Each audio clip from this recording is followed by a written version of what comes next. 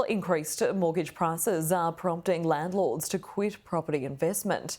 Over 40,000 New South Wales rental homes became private housing in the last year.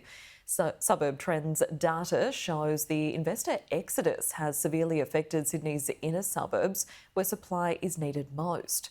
More than 35% of annual sales in Redfern, Newtown and Enmore were ex-rentals.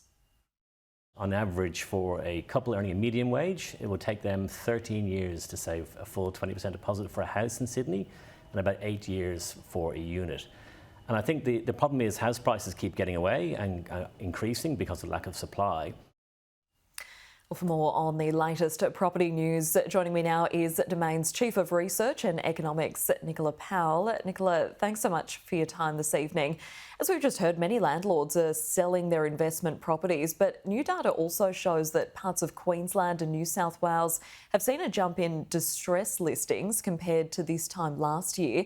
Just how much of an increase have we seen in those urgent sales?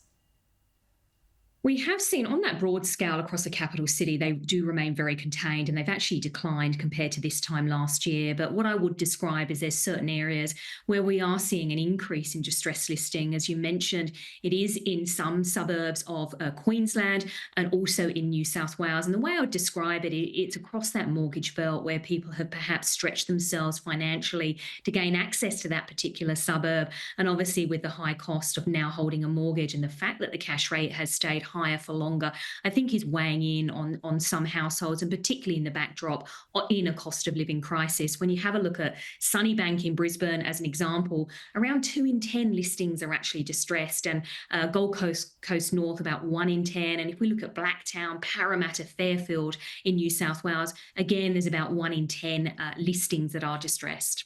What impact, if any, do urgent listings have on the market as a whole?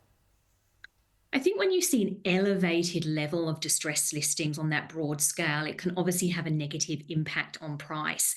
I think overall, though, we do see that distress listings remain very contained on that capital city level. All of our capital cities, around that kind of 2% mark in terms of level of distress listings. And really to have that negative impact on price, you really need to see a broad-based uplift of distress listings. And that just isn't happening. There's certain pockets it is happening. And I think as well, we have to remember we've seen a fully recovered housing market. So those people who do need to offload their homes quickly, they're likely to be able to clear their debt because we've got house prices rising and fully recovered housing market across many of our cities. Yeah, so even though usually when you see urgent sales, distress sales, you usually think that you may get a better price on that home because they're willing to go lower, but that's not the case, is it? We're still seeing those high market prices. I think so. I think we have to remember market dynamics do come into play here, and we have seen our housing markets continue to rise in terms of property prices. And what that means is if you are in the situation where you need to sell your property quickly, you're likely to be able to get enough to actually clear the debt because we've seen prices rise. The RBA actually estimated about 1% of homes are in negative equity. They're the ones that we need to be worried about. But the thing is, we've got rising prices, so that proportion of homes that are in negative equity will be reducing over time. Now, looking at rents, the latest rent data from Domain indicates that renters are finally seeing a bit of relief. What areas have seen that most relief? It has been quite interesting, and this is actually quite broad-based across Australia. We've seen rents either stabilise, so they're flatlined over the quarter. They're increasing, but they're increasing at a lower pace compared to what we were recording, or they're actually now declining. When we have a look across our combined capitals, rents are now rising 1.5 times slower compared to the previous quarter, and unit rents rising half as fast as the previous quarter. It's slightly different depending upon the dynamics, but I think this is such a change compared to what we had been experiencing. And particularly when you look to markets like Sydney and Perth, we saw house rents flatline over the quarter. So I think this is a big change. And while it's certainly going to take some movement in terms of rebalancing the rental market, I think this is showing that it is certainly moving in the right direction now. So are we expecting a trajectory to continue in this direction with those rental prices to either stabilise or potentially continue to drop in some areas?